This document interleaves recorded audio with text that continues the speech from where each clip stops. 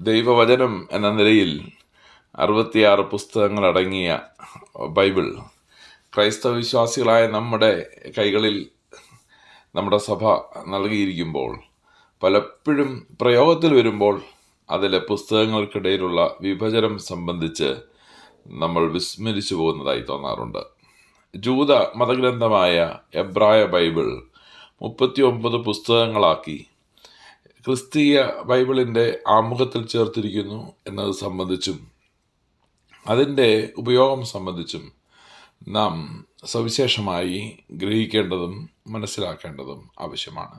പലപ്പോഴും നമ്മളുടെ പല കോൺഗ്രിഗേഷണൽ സ്വഭാവമുള്ള പ്രാർത്ഥന കൂട്ടായ്മകളിൽ പുതിയ നിയമഭാഗം വായിക്കാൻ സമയം ഇല്ലാത്തതിൻ്റെ പേരിൽ വായിക്കാതിരിക്കുകയും പഴയ നിയമ ഭാഗങ്ങൾ പ്രത്യേകിച്ച് സങ്കീർത്തനം വായിച്ച് പ്രാർത്ഥിച്ച് നമ്മൾ പ്രസംഗത്തിലേക്ക് കടക്കുകയൊക്കെ ചെയ്യുന്ന രീതി കുടുംബ പ്രാർത്ഥനകളിലും ഇടവകകളുടെയൊക്കെ കുടുംബ കൂട്ടായ്മകളിലും ഒക്കെ ശ്രദ്ധേയമാകുന്നു എന്നതാണ്.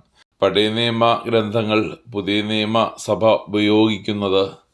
ഇന്ന് ഉപയോഗിച്ചു വരുന്നത് നമ്മളുടെ ആധികാരിക വിശ്വാസ ഗ്രന്ഥത്തിൻ്റെ ഭാഗമായി നാം അത് ഉൾക്കൊള്ളുന്നത് യേശുവും ശ്ലീഹന്മാരും ആദിമസഭയും ഉപയോഗിച്ചിരുന്ന ഗ്രന്ഥം എന്ന നിലയിലാണ്.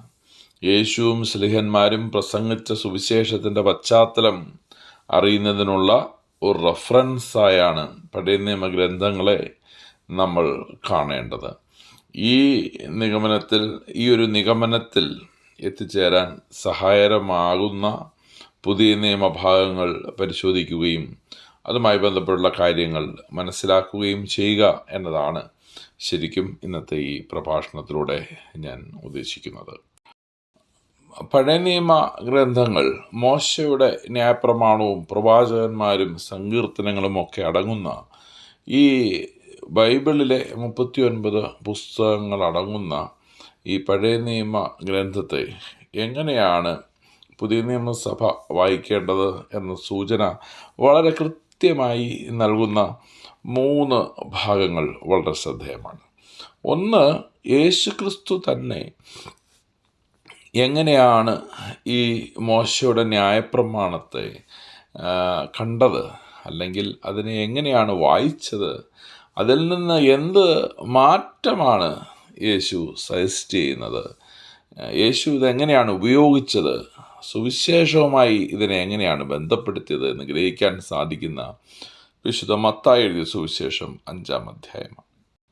രണ്ടാമത്, പൗലോസ്ലീഹായുടെ ഗലാത്യർക്ക് എഴുതിയ ലേഖനം 3-ാം അധ്യായത്തിൽ പൗലോസ്ലീഹ എങ്ങനെയാണ് ന്യായപ്രമാണത്തെ ക്രൈസ്തവ വിശ്വാസവുമായും യേശു പ്രസംഗിച്ച ദൈവരാജ്യത്തിൻ്റെ സുവിശേഷവുമായും കണക്ട് ചെയ്യുന്നത്, ആദിമസഭയും പഴയ മോശയുടെ ന്യായപ്രമാണവും തമ്മിലുള്ള ബന്ധം എന്താണ് എന്നത് സംബന്ധിച്ച്.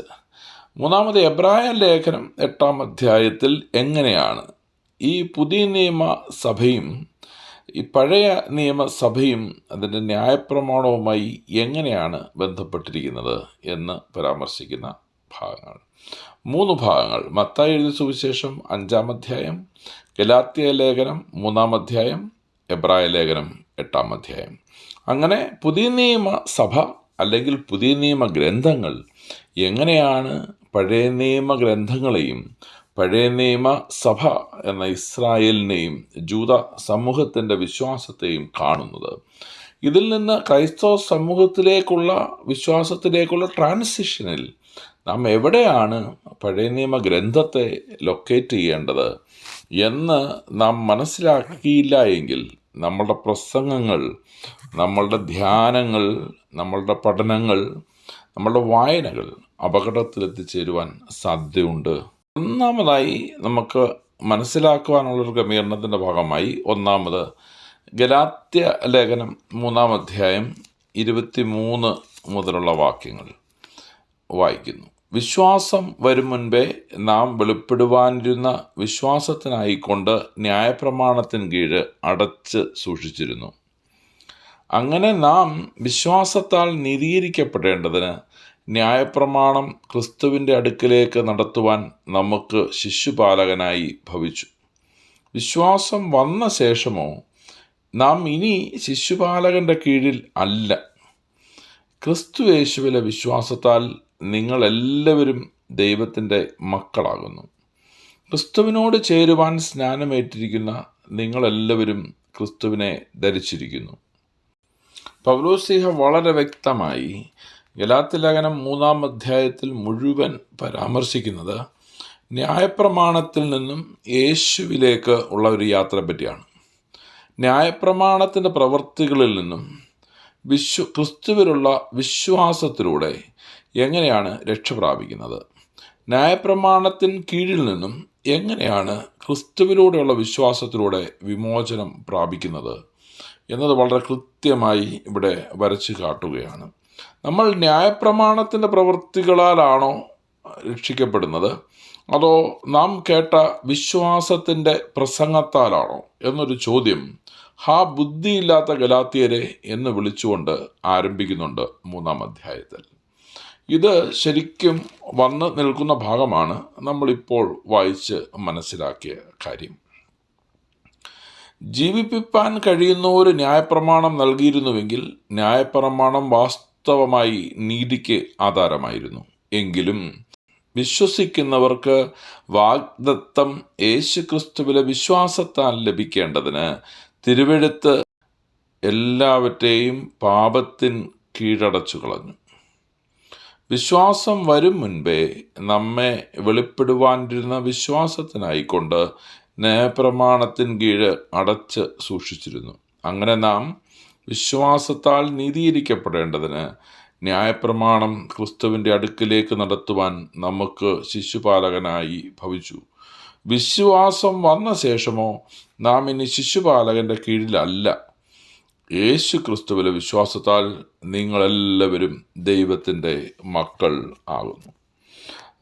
ശരിക്കും ന്യായപ്രമാണത്തിൻ്റെ ഒരു ധർമ്മം എന്ന് പറയുന്നത്, പഴയ നിയമ യഹൂദ മതഗ്രന്ഥത്തിൻ്റെ ഒരു ധർമ്മം എന്നത് യേശുവിങ്കിലേക്ക് നമ്മളെ നടത്തുക എന്നത് മാത്രമായിരുന്നു. ന്യായപ്രമാണം യേശുവിലുള്ള വിശ്വാസത്തിലേക്ക് നമ്മളെ നയിക്കുന്ന ഒരു ട്രെയിനറായിരുന്നു, അല്ലെങ്കിൽ ഒരു സ്കൂൾ മാസ്റ്ററായിരുന്നു എന്ന് പറയുകയാണ്. ശിശുപാലകനായി ഭവിച്ചു. വിശ്വാസം വന്ന ശേഷമോ നമ്മളിനി അതിൻ്റെ കീഴിലല്ല. അന്നേരം നമ്മളെപ്പോഴും ക്രിസ്തീയ വിശ്വാസത്തിൽ അറിഞ്ഞിരിക്കേണ്ട ഒരു പ്രധാന കാര്യം, നമ്മളിപ്പോൾ മോശയുടെ ന്യായപ്രമാണത്തിൻ്റെയോ പഴയ നിയമ ഗ്രന്ഥങ്ങളുടെയോ കീഴിൽ അല്ല.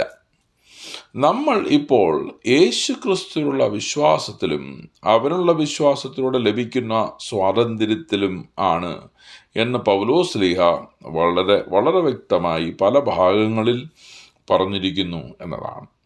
അതുകൊണ്ട് പഴയ നിയമ ഗ്രന്ഥങ്ങളുടെ ധർമ്മം ഒരു സമൂഹത്തെ യേശുവിലേക്ക് നയിക്കുക എന്നതായിരുന്നു.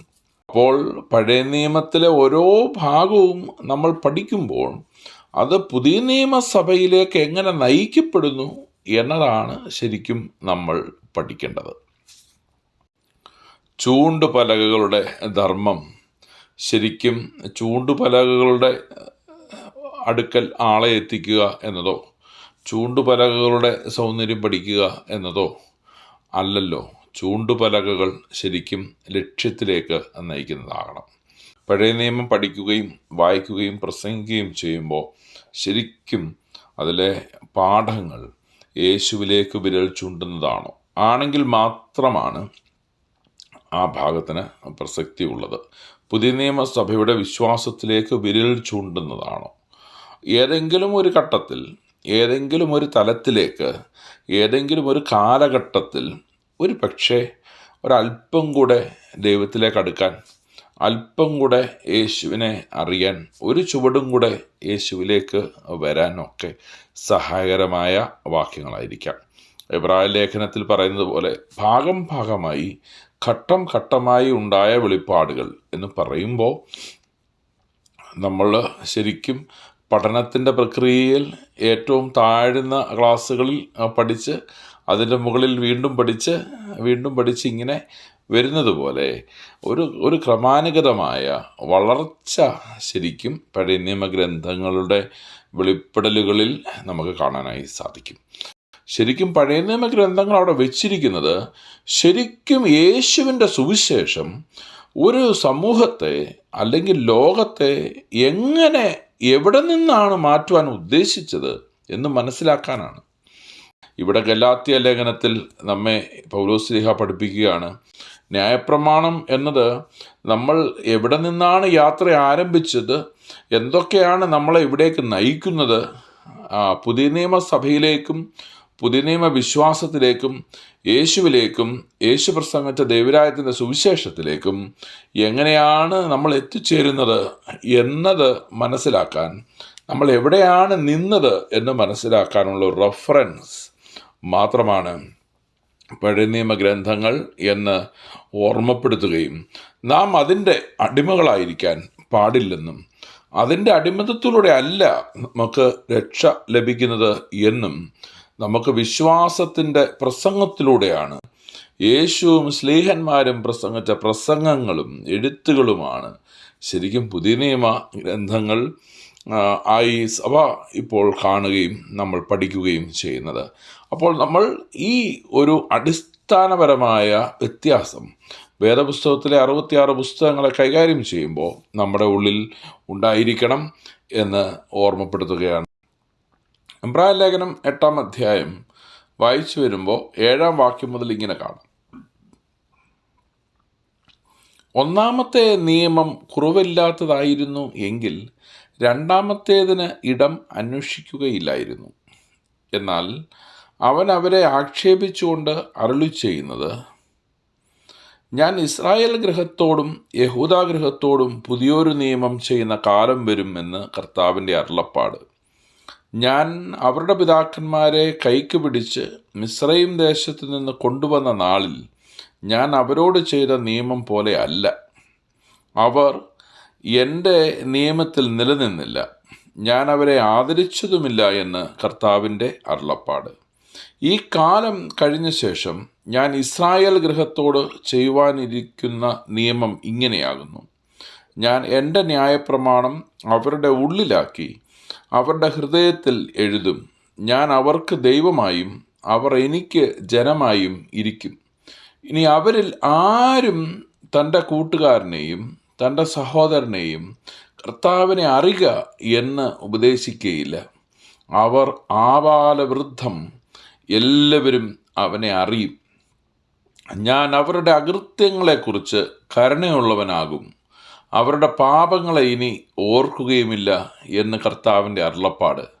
പുതിയത് എന്ന് പറയുന്നതിനാൽ ആദ്യത്തേതിനെ പഴയതാക്കിയിരിക്കുന്നു. എന്നാൽ പഴയതാകുന്നതും ജീർണിക്കുന്നതുമെല്ലാം നീങ്ങിപ്പോകുവാൻ അടുത്തിരിക്കുന്നു. വളരെ വ്യക്തമായി പൗലോസ്ലീഹ കൃത്യമായി പറയുകയാണ്. പഴയ ന്യായപ്രമാണം കൊണ്ട് സംഭവിച്ചതിൽ നിന്നും വ്യത്യസ്തമായ ഒരു പ്രമാണം, ഒരു പുതിയ നിയമം, അത് ഉള്ളിലാണ്, പുസ്തകത്തിലല്ല. പുതിയ നിയമസഭ ഒരു പുസ്തകത്തിൻ്റെ ചുറ്റുമുള്ള സഭയല്ല. പുതിയ നിയമസഭ ഒരു വ്യക്തിയുടെ ചുറ്റുമുള്ള സഭയാണ്. പുസ്തകത്തിൽ നിന്ന് നമ്മൾ ഗലാത്യ ലേഖനത്തിൽ പറഞ്ഞതുപോലെ പുസ്തകം ഒരു വ്യക്തിയിലേക്ക് നമ്മെ നയിച്ചു. ന്യായപ്രമാണം എന്ന ശിശുപാലകൻ യേശുക്രിസ്തു എന്ന വ്യക്തിയിലേക്ക് നമ്മെ നയിക്കുന്നു. ഇവിടെ ശരിക്കും ന്യായപ്രമാണം നമ്മളുടെ ഉള്ളിലായിരിക്കുന്നു. കർത്താവിനെ അറിയില്ല എന്നിനി പറയാനാവില്ല, കാരണം ആ അറിവ് നിൻ്റെ ഉള്ളിലാണ്. ക്രിസ്തു പ്രസംഗിച്ച സുവിശേഷം ഉള്ളിലായിരിക്കുന്നു. ക്രിസ്തു എന്ന സുവിശേഷം ഉള്ളിലായിരിക്കുന്നു.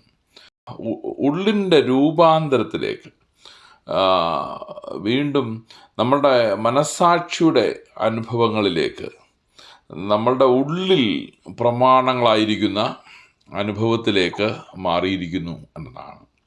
പൗലോസ്ലീഹ മറ്റൊരിടത്ത് പറയുന്നുണ്ടല്ലോ, മനസ്സാക്ഷി നിമിത്തം ന്യായം വിധിക്കുന്ന ആൾക്കാർ, ന്യായപ്രമാണം ലഭിച്ചവരും ന്യായപ്രമാണം ലഭിക്കാത്തവരും. മനസ്സിൻ്റെ ഉള്ളിൽ പ്രമാണങ്ങൾ ഉൾച്ചേർന്നിരിക്കുന്ന ഒരു ജനത, യേശുവിനുള്ള വിശ്വാസം നമ്മളെ എത്രത്തോളം സ്വതന്ത്രമാക്കുന്നു എന്നതാണ്. നമ്മൾ വീണ്ടും പുസ്തകച്ചുരുളുകളിലേക്ക് പോകുന്നു എന്നതാണ്, കൽപ്പലകകളിലേക്ക് പോകുന്നു എന്നതാണ്, പ്രമാണങ്ങളിലേക്ക് പോകുന്നു എന്നതാണ്, അക്ഷരങ്ങളിലേക്കും അതിൻ്റെ വള്ളിപുള്ളികളിലേക്കും പോകുന്നു എന്നതാണ്. ഇത് നമ്മളുടെ ഒരു തിരിഞ്ഞു നടത്തമാണ്. ഇതിൻ്റെ അപകടം പൗലോസ് ഈ സ്ലീഹന്മാരൊക്കെ ആദിമസഭയിൽ ഓർമ്മപ്പെടുത്തിയിരുത്തുമെന്ന്. മൂന്നാമതായി, യേശു ന്യായപ്രമാണത്തെ എങ്ങനെയാണ് താൻ പ്രസംഗിക്കുന്ന സുവിശേഷവുമായി ബന്ധിപ്പിക്കുന്നത് എന്ന് നോക്കാനായി ശരിക്കും പർവ്വതപ്രസംഗം മുഴുവൻ എടുക്കാം. ഒരു സൂചന എന്ന വണ്ണം നമ്മളുടെ ഒരു ആമുഖ ഭാഗത്തിനായി ഞാൻ 5-ാം അധ്യായത്തിലെ ചില കാര്യങ്ങളാണ് സൂചിപ്പിക്കുന്നത്. ശരിക്കും 17-ാം വാക്യം മുതൽ ന്യായപ്രമാണവുമായി ബന്ധപ്പെട്ട് യേശു ചില കമൻസ് പറയുന്നുണ്ട്. 17-ാം വാക്യം: ഞാൻ ന്യായപ്രമാണത്തെയോ പ്രവാചകന്മാരെയോ നീക്കേണ്ടതിന് വന്നുവെന്ന് നിരൂപിക്കരുത്, നീക്കുവാനല്ല നിവർത്തിക്കുവാനത്രേ വന്നത്. ആകാശവും ഭൂമിയും ഒഴിഞ്ഞു പോകും വരെ സകലവും നിവൃത്തിയാകുവോളം ന്യായപ്രമാണത്തിൽ നിന്ന് ഒരു വള്ളിയെങ്കിലും പുള്ളിയെങ്കിലും ഒരു നാളും ഒഴിഞ്ഞു പോകുകയില്ല. നിങ്ങളുടെ നീതി ശാസ്ത്രിമാരുടെയും പരീശന്മാരുടെയും നീതിയെ കവിയുന്നില്ലെങ്കിൽ നിങ്ങൾ സ്വർഗരാജ്യത്തിൽ കിടക്കയില്ല എന്ന് ഞാൻ നിങ്ങളോട് പറയുന്നു. യേശു പറയുന്നുണ്ട്, നീക്കുവാനല്ല നിവർത്തിക്കുവാനാണ് ഞാൻ വന്നിരിക്കുന്നത്. ഫുൾഫിൽമെൻ്റ് എന്ന അല്ലെങ്കിൽ കംപ്ലീഷൻ എന്ന ഒരു കാര്യത്തിൽ മാറ്റങ്ങളുണ്ടോ, അതോ അതിൻ്റെ വള്ളിയും പുള്ളിയും അരികും പോലും മാറാതെയാണോ ഫുൾഫിൽമെൻ്റ് സാധ്യമാകുന്നത് എന്നത് നമ്മൾ ശരിക്കും യേശുവിൻ്റെ തുടർന്നുള്ള പഠിപ്പിക്കലിൽ നിന്നത് മനസ്സിലാക്കും. എങ്ങനെ ഇത് ഫുൾഫില്ല് ചെയ്യുന്നതെന്ന് നമുക്കറിയാം. ഞങ്ങളുടെ ഇവിടെ ഒരു പഴയ പള്ളി എടുത്താണ്, ഇപ്പോൾ അത് പണിതെടുത്ത് പുതിയൊരു പള്ളിയാക്കിയിരിക്കുകയാണ്. പഴയ പള്ളി പുതിയൊരു പള്ളിയായി കംപ്ലീറ്റ് ചെയ്യാൻ ശരിക്കും പല കാര്യങ്ങൾ ചെയ്തിട്ടുണ്ട്. പല കാര്യങ്ങൾ ഇടിച്ചു കളഞ്ഞിട്ടുണ്ട്, ചില കാര്യങ്ങൾ കൂട്ടിച്ചേർത്തിട്ടുണ്ട്, ചില കാര്യങ്ങൾ ഉള്ളത് തന്നെ വൃത്തിയാക്കി എടുത്തിട്ടുണ്ട്. ഇത് ഞങ്ങൾ തകർത്ത് കളയാൻ വേണ്ടിയല്ല മേടിച്ചത്, ഇത് ഞങ്ങൾ പൊളിച്ച് കളയാൻ വേണ്ടിയല്ല മേടിച്ചത്, ഇതൊരു നല്ല പള്ളിയാക്കാനാണ് മേടിച്ചത്, ഞങ്ങൾ ഉപയോഗിക്കാൻ പോവുകയാണ് എന്ന് പറഞ്ഞപ്പോൾ ശരിക്കും ഒരു മാറ്റവും വരുത്താതെയാണോ ഉപയോഗിക്കുന്നത്, അതോ ഈ പറയുന്ന ഫുൾഫിൽമെൻ്റ് എന്ന പ്രോസസ്സിൽ അല്ലെങ്കിൽ കംപ്ലീഷൻ, വർക്ക് കംപ്ലീഷനിൽ നമ്മളുടെ മോഡിഫിക്കേഷൻസ് സാധ്യമാണോ? യേശു ഇവിടെ വള്ളി പുള്ളി മാറാൻ പാടില്ല, ഇത് നിവർത്തിക്കണം, അനുസരിക്കുന്ന ദൈവരാജ്യത്തിൽ കിടക്കും എന്നൊക്കെ പറഞ്ഞ് ഇതിൻ്റെ അർത്ഥം പിന്നെ നമുക്ക് പഠിക്കാം. എങ്കിലും മുന്നോട്ട് പോകുമ്പം യേശു പറയുന്നത് നമുക്കൊന്ന് ശ്രദ്ധിക്കാം. അവിടെ വള്ളിയും പുള്ളിയൊക്കെ എങ്ങനെ മാറുന്നെന്ന് നോക്കാം. 21-ാം വാക്യത്തിൽ മോശ പറഞ്ഞ ഒരു കൽപ്പന എടുക്കുന്നുണ്ട്. കൽപ്പന: കുല ചെയ്യരുത് എന്നും ആരെങ്കിലും കുല ചെയ്താൽ ന്യായവിധിക്ക് യോഗ്യനാകും എന്നും പൂർവന്മാരോട് അരുളി ചെയ്തത് നിങ്ങൾ കേട്ടിട്ടുണ്ടല്ലോ. അന്നേരം പഴയ ഗ്രന്ഥത്തെ പറ്റിയാണ് പറയുന്നത്, മോശയുടെ പ്രമാണത്തെ പറ്റിയാണ് പറയുന്നത്. സഹോദരനോട് കോപിക്കുന്നവനെല്ലാം ന്യായവിധിക്ക് യോഗ്യനാകും. സഹോദരനോട് നിസാര എന്ന് പറഞ്ഞാലോ ന്യായാധിപസഭയുടെ മുൻപിൽ നിൽക്കേണ്ടി വരും. മൂഢ എന്ന് പറഞ്ഞാലോ അഗ്നി നരകത്തിന് യോഗ്യനാകും. ആകയാൽ നിന്റെ വഴിപാട് യാഗപീഠത്തിന്മേൽ കൊണ്ടുവരുമ്പോൾ സഹോദരന് നിന്റെ നേരെ വല്ലതുമുണ്ടെന്ന് അവിടെ വെച്ച് ഓർമ്മ വന്നാൽ നിന്റെ വഴിപാട് അവിടെ യാഗപീഠത്തിൻ്റെ മുൻപിൽ വെച്ച് ഒന്നാമത് ചെന്ന് സഹോദരനോട് നിരന്നുകൊള്ളുക, പിന്നെ വന്ന് നിന്റെ വഴിപാട് കഴിക്കാം. അന്നേരം ശരിക്കും കുല ചെയ്യരുത് എന്ന പ്രമാണത്തെ സഹോദരനോട് കോപിക്കരുത് എന്നതിലേക്ക് കൊണ്ടുപോവുക, സഹോദരനെ നിസ്സാരവൽക്കരിക്കരുത് എന്നതിലേക്ക് കൊണ്ടുപോവുക, സഹോദരനെ മണ്ടാന്ന് വിളിക്കരുത് എന്നതിലേക്ക് കൊണ്ടുപോവുക. അങ്ങനെ സഹോദരനെ വാക്കുകൊണ്ടും മനസ്സുകൊണ്ടും ചെയ്യുന്ന കർമ്മങ്ങളിലേക്ക് യേശു കൊണ്ടുപോകുന്നു. രുത് എന്നതിൻ്റെ ലിപി മാറുന്നുണ്ടല്ലേ, ആശയങ്ങൾ തന്നെയും മാറുന്നുണ്ട്. യേശു കംപ്ലീറ്റ് ചെയ്യാണ്, മോശയുടെ വർക്കിനെ കംപ്ലീറ്റ് ചെയ്യുന്നു. മോശ തുടങ്ങിയെടുത്തല്ല യേശു നിൽക്കുന്നത്. This A completion and fulfilment. അന്നേരം നമ്മളിപ്പം എന്തിനാ 10 കൽപ്പന വായിക്കുന്നത് ചോദിച്ചാൽ, നമ്മൾ ഈ എവിടെ നിന്നാണ് ആ യാത്ര ആരംഭിച്ചത് എന്നറിയാൻ, ഏതിലൂടെയൊക്കെയായി കടന്നു വന്നതെന്നറിയാൻ. കുല ചെയ്യരുത് എന്നൊരു പ്രമാണം ഇല്ലാത്ത ഒരു ലോകമുണ്ടായിരുന്നു. അവിടെ മോശയിലൂടെ കുല ചെയ്യരുത് എന്നൊരു പ്രമാണം കിട്ടി. ആ ന്യായപ്രമാണം ശരിക്കും മനുഷ്യൻ്റെ രക്ഷയ്ക്ക് പര്യാപ്തമല്ലെന്ന് ശ്ലീഹന്മാർ വ്യാഖ്യാനിക്കുന്നത് പോലെ നമ്മൾ മനസ്സിലാക്കുന്നു. 27-ാം വാക്യം, വ്യഭിചാരം ചെയ്യരുത് എന്ന് അരുളി ചെയ്തത് നിങ്ങൾ കേട്ടിട്ടുണ്ടല്ലോ. ഞാനോ നിങ്ങളോട് പറയുന്നത്, സ്ത്രീയെ മോഹിക്കേണ്ടതിന് അവളെ നോക്കുന്നവനെല്ലാം ഹൃദയം കൊണ്ട് അവളോട് വ്യഭിചാരം ചെയ്തു പോയി. ഫിസിക്കലാണ് വ്യഭിചാരം എന്ന് പറയുമ്പോൾ ഇവിടെ യേശു പറയുന്നത്, എന്നാൽ ഞാനോ നിങ്ങളോട് പറയുന്നത്. അന്നേരം മോശ പറഞ്ഞത് ഇതാണ്, എന്നാൽ ഞാനോ, അവിടെ ഒരു ബട്ടുണ്ട്, എന്നാൽ ഞാനോ, ഇതാണ് ഫുൾഫിൽമെൻറ്റ്. അന്നേരം നമ്മൾ ഇന്ന് വരെ കേട്ടു വന്നിരിക്കുന്ന കാര്യങ്ങൾ വീണ്ടും പറഞ്ഞുകൊണ്ടിരിക്കുകയും അതിൽ നിന്ന് അണുവിട വള്ളിയോ പുള്ളിയോ മാറ്റാതെ ഇരിക്കുകയോ ചെയ്യുന്ന നമ്മൾ ഉദ്ദേശിക്കുന്ന വിധത്തിലുള്ള ഒരു സ്ഥായിയായ ഭാവത്തെ പറ്റിയല്ല. 10ാം ക്ലാസ് ലഭിച്ച സർട്ടിഫിക്കറ്റ് കീറിക്കളയാതിരിക്കുകയും വീണ്ടും തുടർന്ന് പഠിക്കുകയും പുതിയ പുതിയ പഠനങ്ങളിലൂടെ പഴയ പഠനങ്ങൾ ഒരുപക്ഷെ തിരുത്തുകയും ഒക്കെ ചെയ്ത് കഴിയുമ്പോഴും 10ാം ക്ലാസ്സിലെ സർട്ടിഫിക്കറ്റ് ഫയലിൽ തന്നെ വെച്ചേക്കുന്നു. ഇപ്പോൾ 10ാം ക്ലാസ്സിൽ പഠിച്ച ഉത്തരമല്ല പറയാൻ ഉദ്ദേശിക്കുന്നത്. ആ സർട്ടിഫിക്കറ്റ് യാതൊരു മാറ്റവുമില്ലാതെ സൂക്ഷിക്കുമ്പോഴും അതിൻ്റെ മേളിൽ പണിയപ്പെടുന്നു എന്നതാണ്, ആഴങ്ങളിലേക്ക് കുഴിക്കപ്പെടുന്നു എന്നതാണ്. അങ്ങനെ അതിൻ്റെ വള്ളിയും പുള്ളിയും ഒക്കെ മാറാതെ അതവിടെ ഇരിക്കുമ്പോഴും വീണ്ടും ഒരു വിശ്വാസ സമൂഹം എന്ന നിലയിൽ നമ്മളുടെ അരികും കോണും വള്ളിയും പുള്ളിയും ഒക്കെ ചെത്തി വെടിപ്പാക്കപ്പെടുന്നു എന്നതാണ്. പഴയ പ്രമാണം ഒരു ഡോക്യുമെൻ്റായി യാതൊരു മാറ്റവുമില്ലാതെ ഇരിക്കുമ്പോൾ തന്നെ, എന്നാൽ ഞാൻ നിങ്ങളോട് ഇപ്പോൾ പറയുന്നത് ഒരു മാറ്റമാണ്. ആ മാറ്റം എവിടെ നിന്ന് ആണ് ആരംഭിച്ചത് എന്നതിൻ്റെ രേഖയായിരിക്കും നിങ്ങളുടെ ന്യായപ്രമാണവും പ്രവാചകന്മാരും പറഞ്ഞിരിക്കുന്നത്. അത് നീക്കം കൂടാതെ അവിടെ കാണും.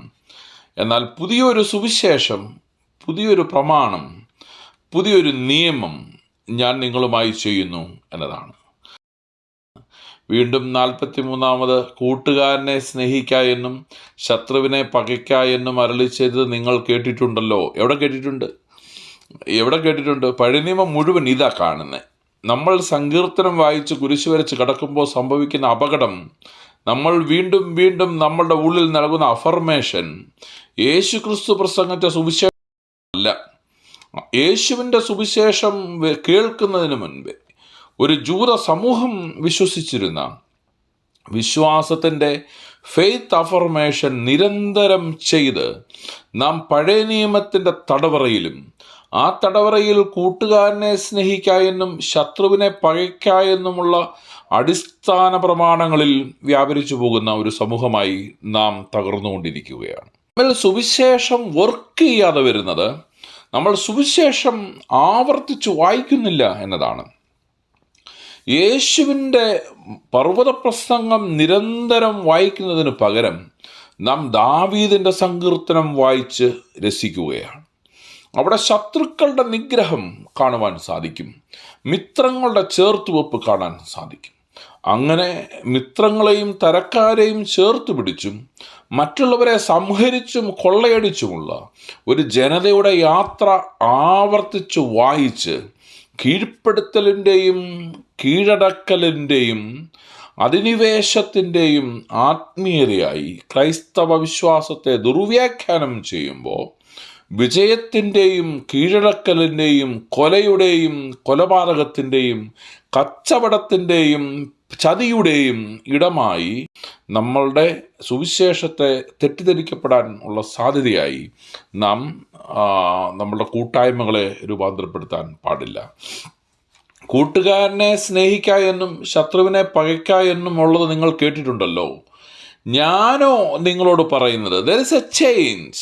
ഈ ചേഞ്ചാണ് നമുക്ക് പഴയ നിയമ ഗ്രന്ഥം അവിടെ ഉണ്ട്. എന്തിനാണ്?